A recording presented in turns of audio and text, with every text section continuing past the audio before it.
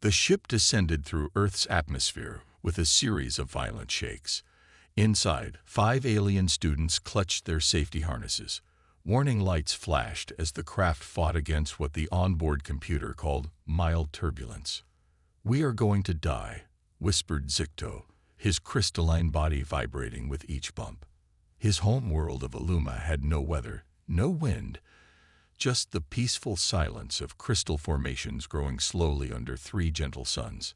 "The humans live in this every day," said Vrina, her gaseous form swirling anxiously in her containment suit. On her home planet Nebulo, atmospheric changes happened over centuries, not minutes.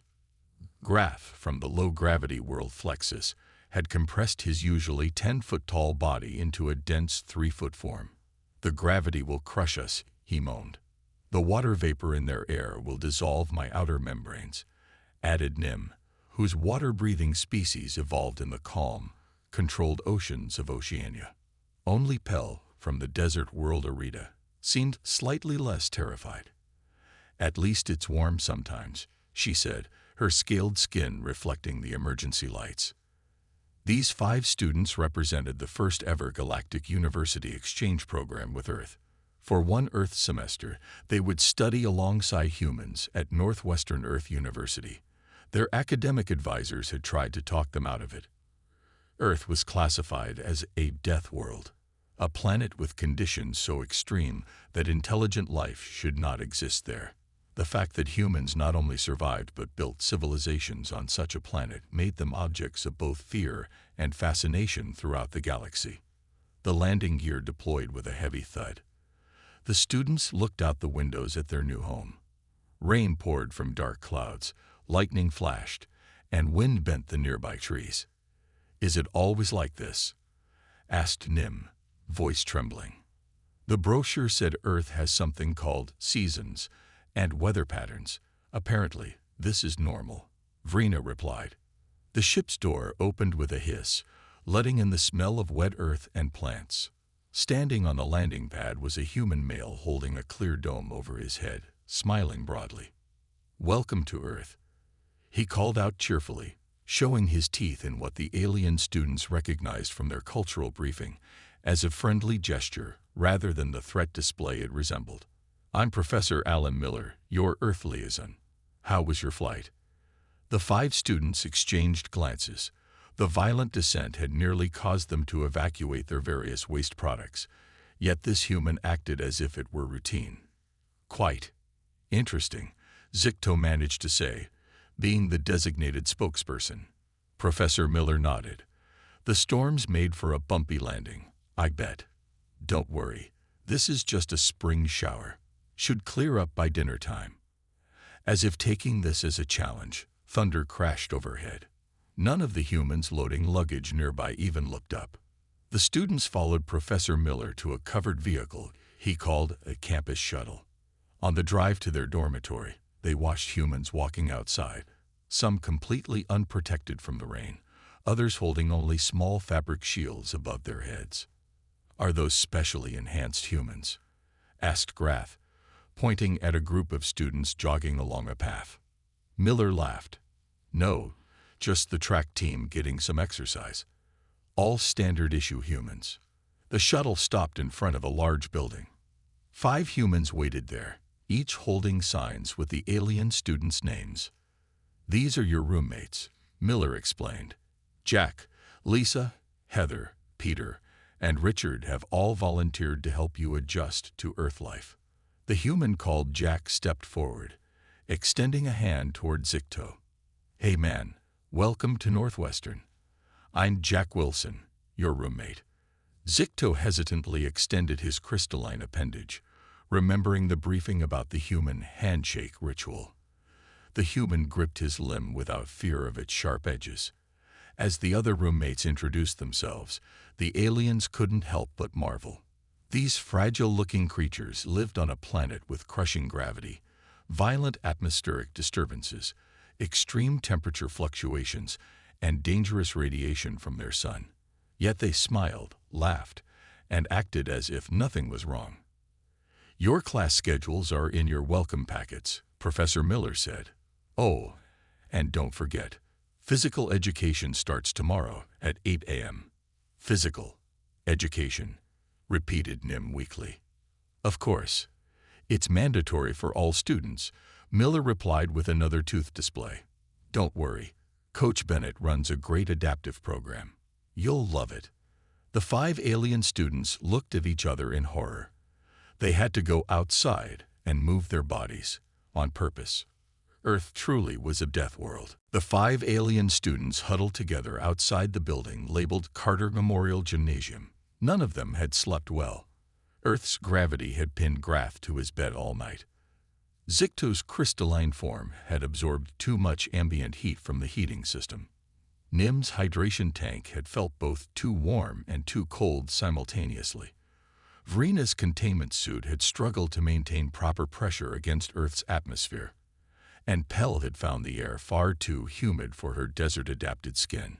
Do humans really need to make their bodies move more than necessary? Asked Grath, who had spent extra energy compressing his normally elongated form into Earth-appropriate dimensions. The information packet says physical activity is essential for human health, said Zicto, reviewing the materials on his datapad. Apparently, their muscles atrophy if not regularly stressed. What a design flaw, whispered Nim. The gym doors opened, and a human female with short blonde hair and a blue outfit emerged. She wore a device around her neck that the aliens recognized as a whistle, a tool for making loud, attention-getting sounds that humans somehow tolerated. Good morning. I'm Coach Susan Bennett, she said with a bright smile. Welcome to Adaptive Physical Education for Interstellar Students. The aliens flinched at her enthusiastic volume, but managed weak greetings. Let's head inside where I can explain the program, Coach Bennett said, holding the door open. Inside the gymnasium, the aliens froze in horror. Dozens of humans were engaged in what appeared to be voluntary torture. Some lifted heavy objects repeatedly for no apparent reason. Others ran in circles around a track, their faces red and sweaty. In one corner, humans threw themselves at each other in what looked like ritualized combat over an orange ball. Is this punishment? Asked Pell, genuinely confused. Coach Bennett laughed. No, those are just the regular PE classes and some of our athletes practicing. Your program will be completely different, tailored to your physiological needs. She led them to a smaller room with strange, colorful mats on the floor and various equipment along the walls. Galactic University sent me your medical files, and I've designed safe activities for each of you, she explained. The goal isn't to stress your systems, but to help you understand human physical culture while maintaining your own health. The aliens exchanged skeptical looks. Humans voluntarily engage in physical strain to strengthen their bodies. Coach Bennett continued, it's a fundamental part of our education system and culture. Why? Asked Vrina, her gaseous form swirling anxiously in her containment suit.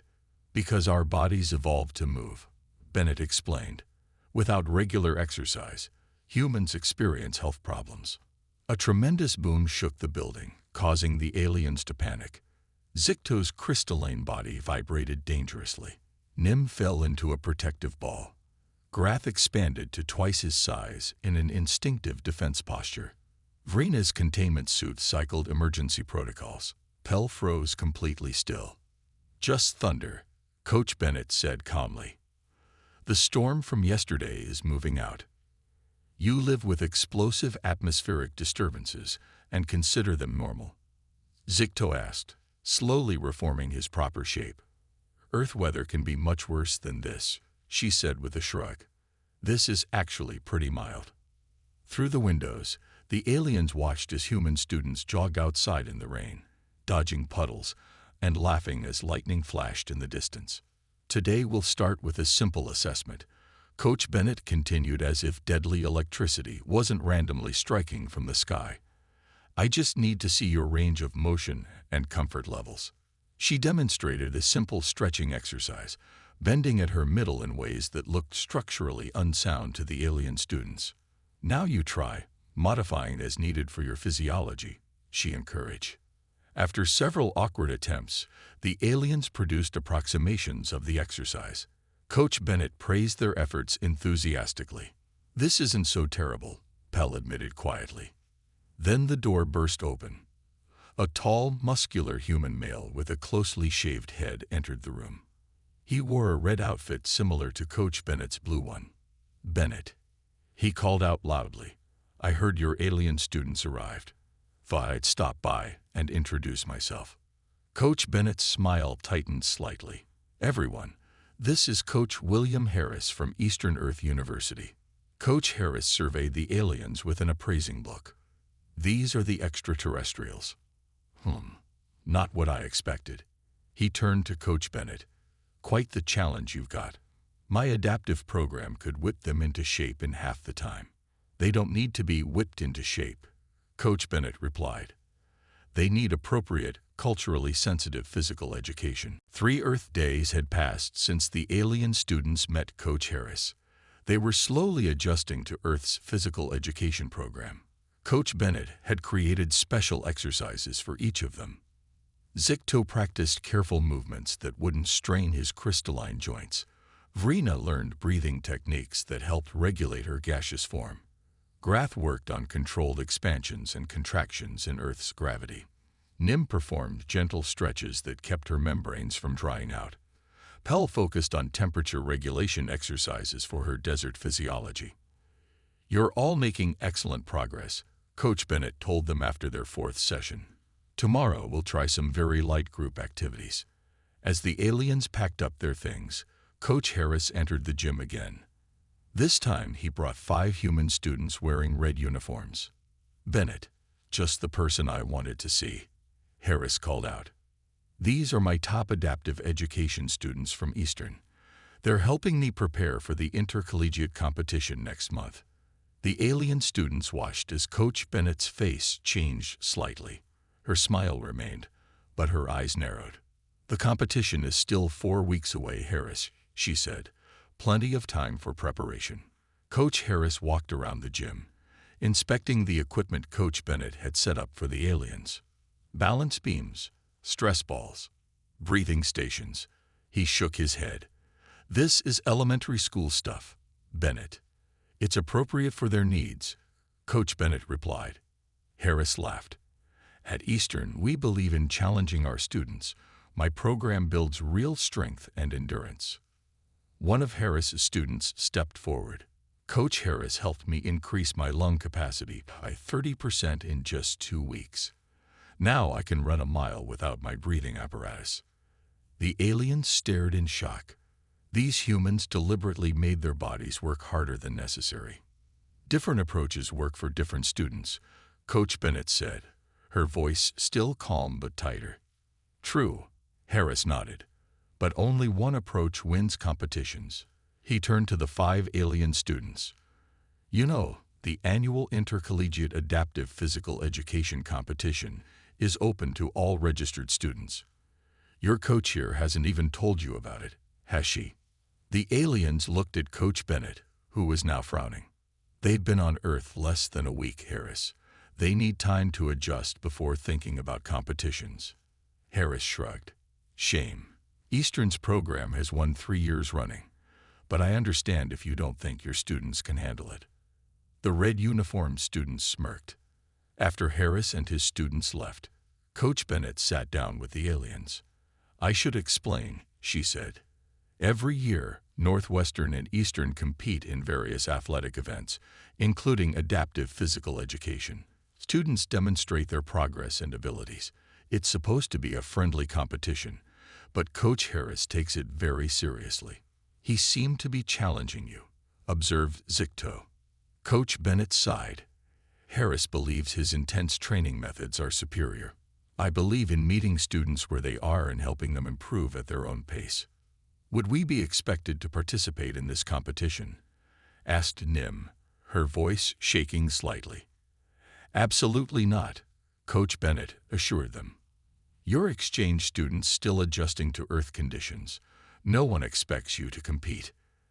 Later that day, the 5 aliens met in Zicto's room to discuss what they had witnessed. "I have been researching human competitive behaviors," said Zicto, displaying information on his datapad.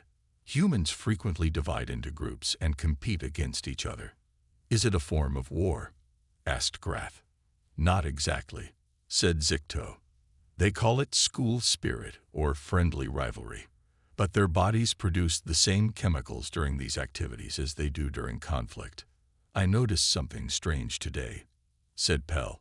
When Coach Harris was speaking, Coach Bennett's body temperature increased by 2 degrees, and her heart rate elevated by 20%, added Nim, who could detect such changes through her sensitive membranes.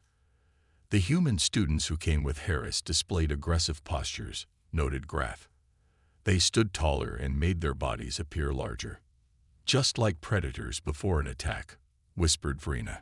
The aliens looked at each other in silence as they realized what was happening. We are witnessing the beginning of a human territorial conflict, said Zicto finally. What they call a competition appears to be ritualized warfare between Coach Harris and Coach Bennett. And they want us to be part of it, said Pell quietly.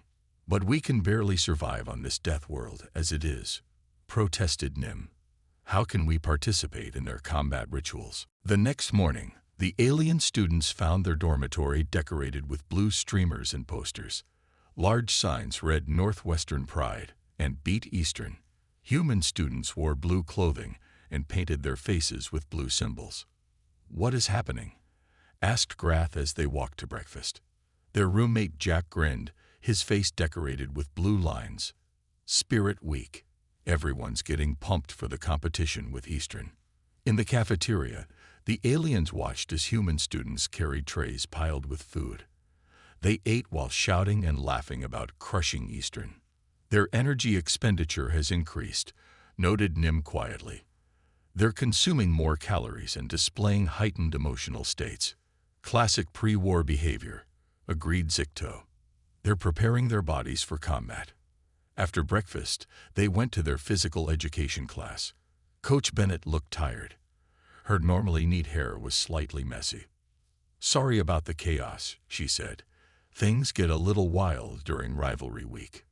Before she could begin the class, a loud noise blasted from outside. The aliens jumped in alarm as music played at a painful volume. Through the windows, they saw Coach Harris and his students marching across the quad, carrying a large red banner. What is he doing here? Coach Bennett muttered. She went to the window and watched Harris set up a table with flyers. The aliens crept closer to see what was happening.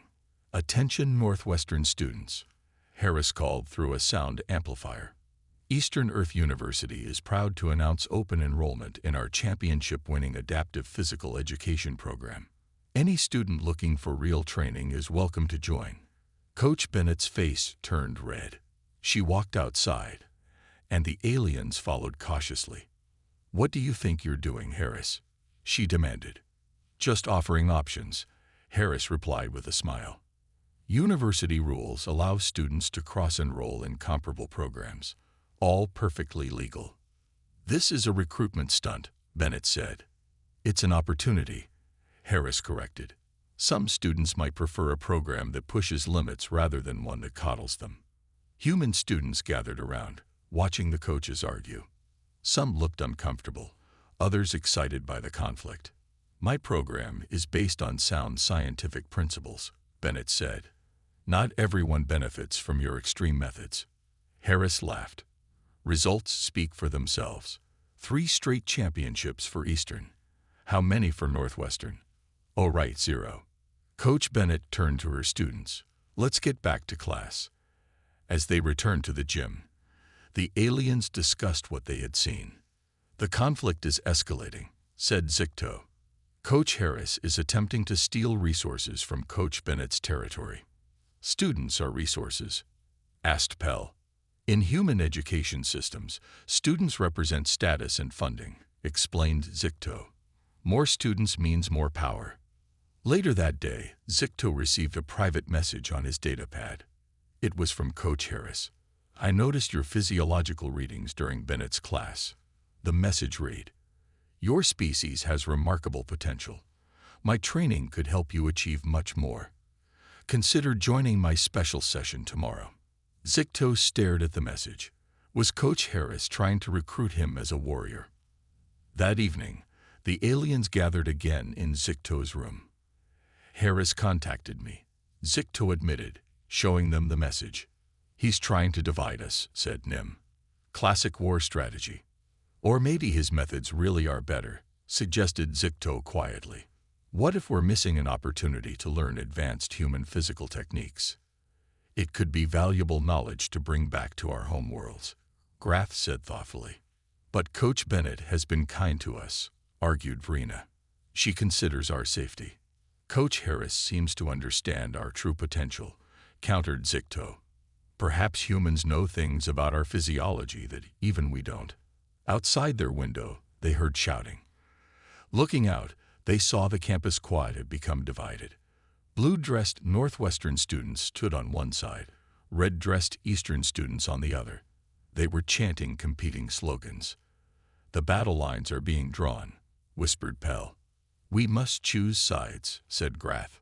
No, said Zicto, standing up straight. I will go to Harris's session tomorrow, not to betray Coach Bennett, but to gather information. If humans are preparing for conflict, we need to understand their methods. The other aliens looked concerned but nodded in agreement. On this dangerous death world, knowledge might be their only protection. Zicto arrived at Eastern Earth University early the next morning. The campus looked similar to Northwestern, but with red banners instead of blue. Coach Harris waited for him outside a large building labeled Harris Performance Center. Glad you decided to come, Harris said with a wide smile. Few non-humans have the courage to try my methods. Inside, the facility was much larger than Northwestern's gym. Human students lifted heavier weights and ran faster on moving platforms. In one section, students climbed a wall that reached the ceiling. Your crystalline structure fascinates me, Harris said, leading Zicto to a private room. On your world, gravity is only 60% of Earth's, correct? Yes, Zicto replied, surprised by Harris's knowledge. But your crystalline composition is actually stronger than human bone when under compression stress. Bennett probably told you to avoid pressure, but your species can handle much more than you think. For the next hour, Harris had Zicto perform exercises that gradually increased the pressure on his crystalline body. To Zicto's surprise, his structure adapted, becoming more dense and resilient. See, Harris said proudly. You're capable of so much more. Bennett treats you like you'll shatter at any moment. When Zicto returned to Northwestern that afternoon, he found the other aliens waiting anxiously. What happened? Vrina asked. Harris knows things about our physiology, Zicto explained. He pushed me harder than Bennett, but he hesitated. My body responded positively. Before they could discuss further, the ground beneath them began to shake. Books fell from shelves. Lights flickered. Earthquake. Someone shouted in the hallway. The aliens froze in terror as the building trembled. Human students moved with surprising speed, ducking under desks or standing in doorways. Within seconds, dormitory staff directed everyone outside to an open area. Are earthquakes common here?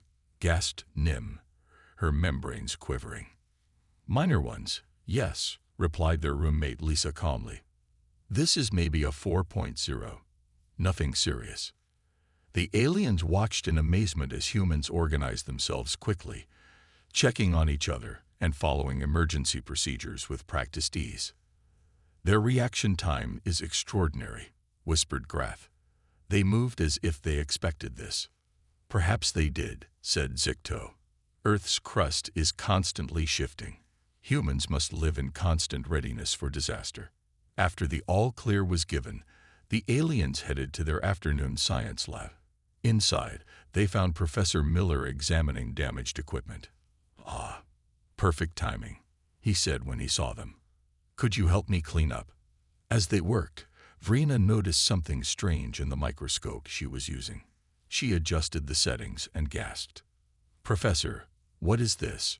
She asked, pointing to the screen. Miller looked at the display. Oh, that's a sample of human skin cells. We were studying cellular regeneration yesterday.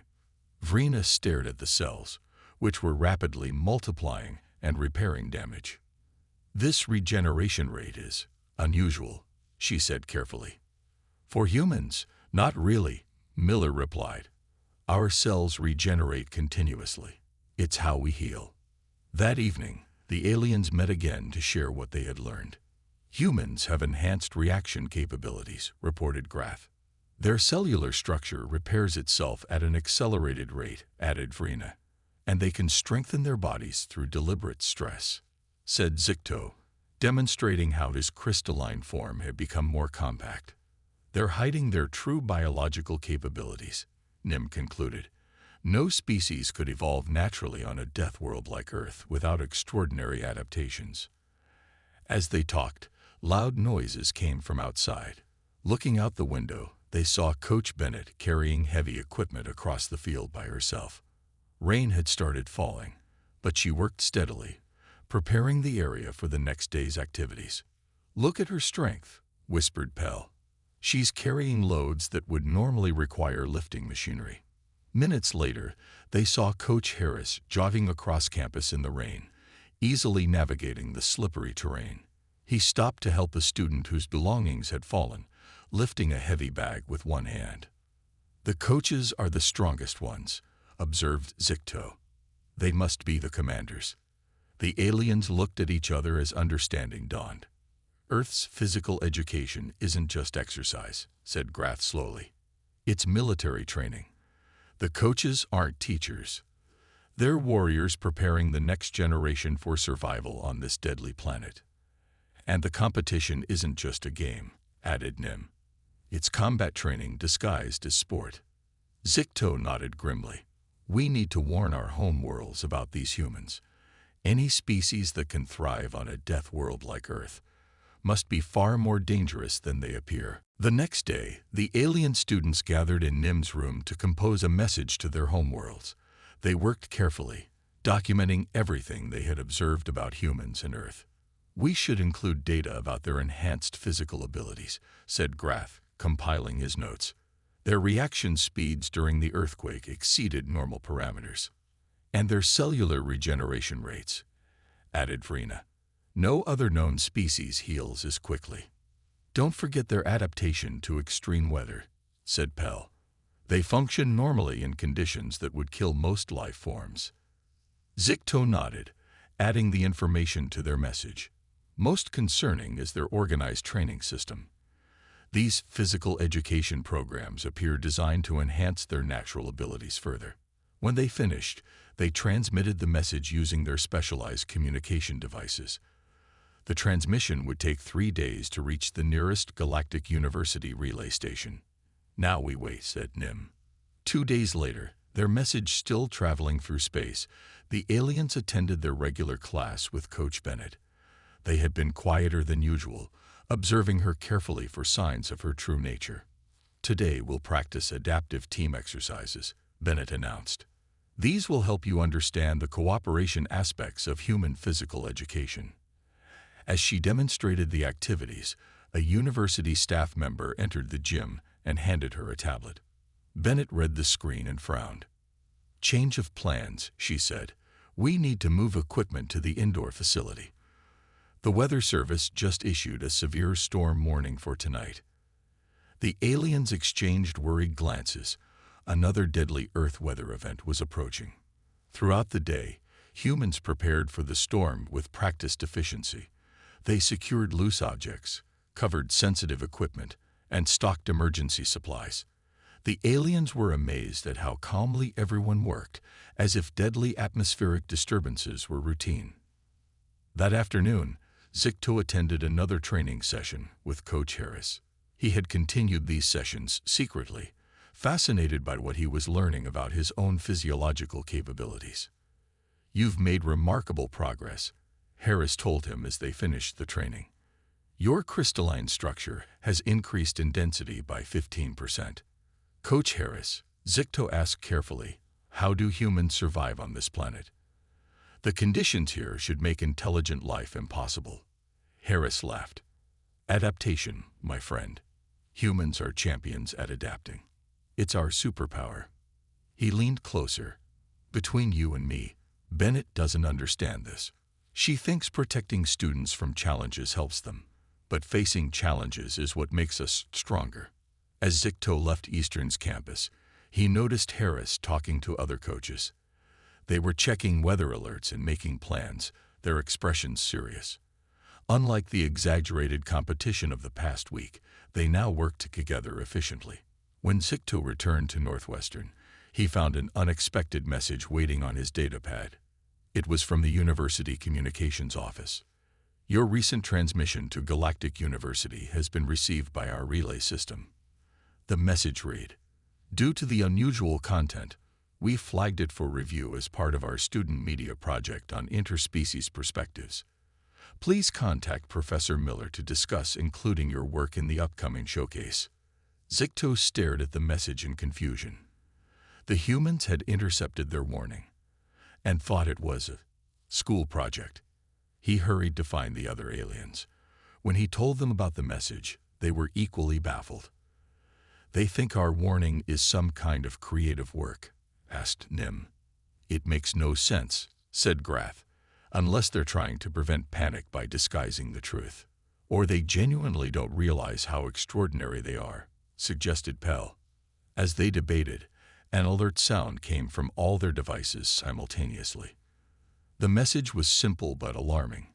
CVURE weather alert. All students report to designated shelter areas. Competition events postponed until further notice. Outside their window, the sky had turned an ominous dark green. Wind bent the trees at dangerous angles. In the distance, they could see both Coach Bennett and Coach Harris directing students toward shelter buildings, all signs of their rivalry temporarily forgotten. "The competition doesn't matter when real danger threatens," observed Farina. "They unite against greater threats." "Just like a military operation," whispered Zicto. "The Coach War was just training. Now they face a real enemy, Earth itself." The storm hit Northwestern University with frightening power. Rain fell so hard it seemed solid. Wind howled around buildings, rattling windows and doors. Lightning flashed continuously, turning night into day for brief, terrifying moments. The alien students huddled in the designated shelter area, the basement level of the science building. Around them, human students sat on the floor, some studying by flashlight, others playing card games, a few napping despite the noise. None showed proper fear. "How can they sleep during this attack?" whispered Nim. "They've evolved on this death world," replied Zicto. "To them, this is normal." The power flickered, then went out completely. Emergency lights activated, casting everything in a dim blue glow. A moment later, Professor Miller entered the shelter, accompanied by both Coach Bennett and Coach Harris. "Status update," announced Miller. "The storm has intensified beyond initial predictions. Campus power is now on emergency generators. Everyone should prepare to remain here overnight." "Eastern students, follow me for head count," called Coach Harris. "Northwestern, with me," said Coach Bennett. The aliens watched in amazement as the two coaches, who had been fierce rivals just hours earlier, now worked together smoothly. They shared supplies, coordinated student needs, and consulted on safety procedures without any sign of their previous conflict. Their rivalry was indeed just training, Grath observed quietly. In real crisis, they function as a unified command structure. An hour later, a student rushed into the shelter, soaking wet and breathing hard.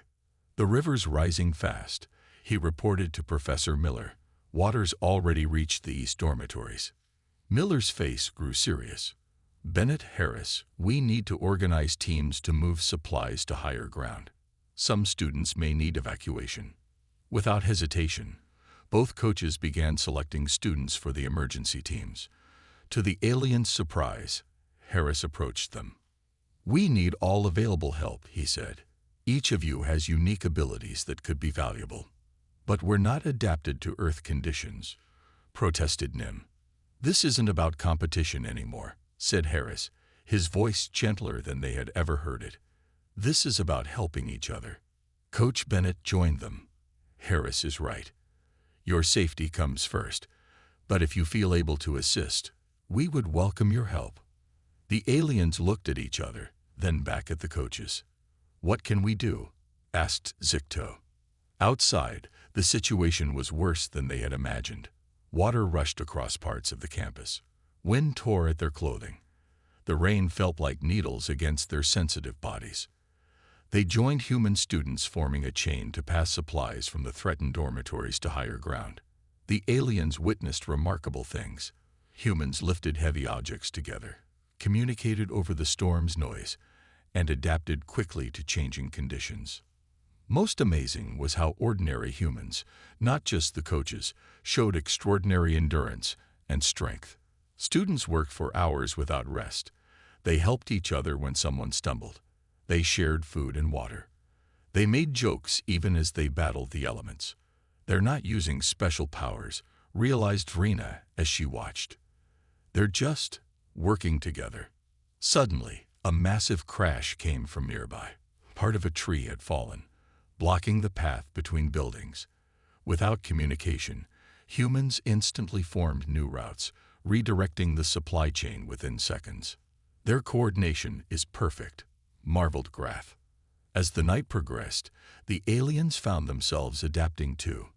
Zicto discovered his crystalline body could withstand the rain better than he thought. Vrina found ways to use her gaseous nature to access tight spaces. Grath's expandable form helped bridge gaps in the human chain. Nim's sensitive membranes could detect unstable ground before humans stepped on it. Pel's desert adaptations allowed her to quickly absorb and redistribute water. Then disaster struck. Water levels rose suddenly near the science building where Pel was working. The rush of water swept her off her feet. Her desert physiology, never designed for such conditions, began to shut down in the cold flood. "Help," called a human student who saw her fall.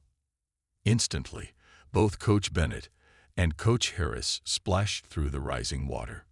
Bennett reached Pel first, lifting her above the flood.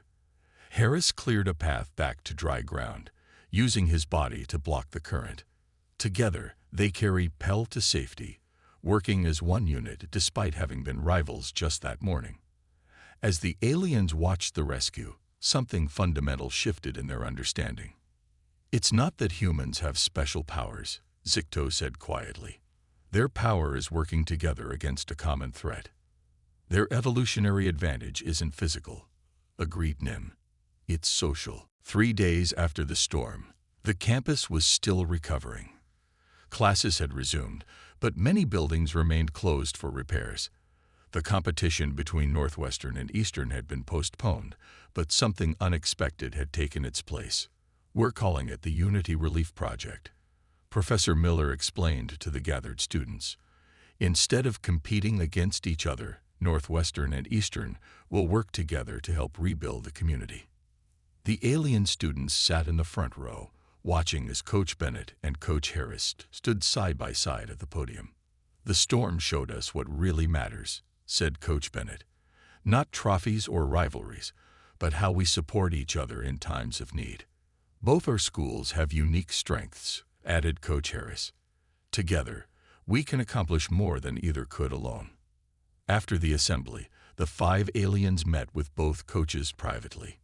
"We want to volunteer for the relief project," said Zicto. "Each of us has abilities that might be useful." The coaches looked surprised but pleased. "Are you sure?" asked Bennett. "You've already been through so much." "We've learned important lessons about Earth," said Nim. "Most importantly, how humans survive here." That weekend, the Unity Relief Project began. Students from both universities worked side by side, clearing debris and repairing damage. The alien students joined different teams, each using their unique biology to help.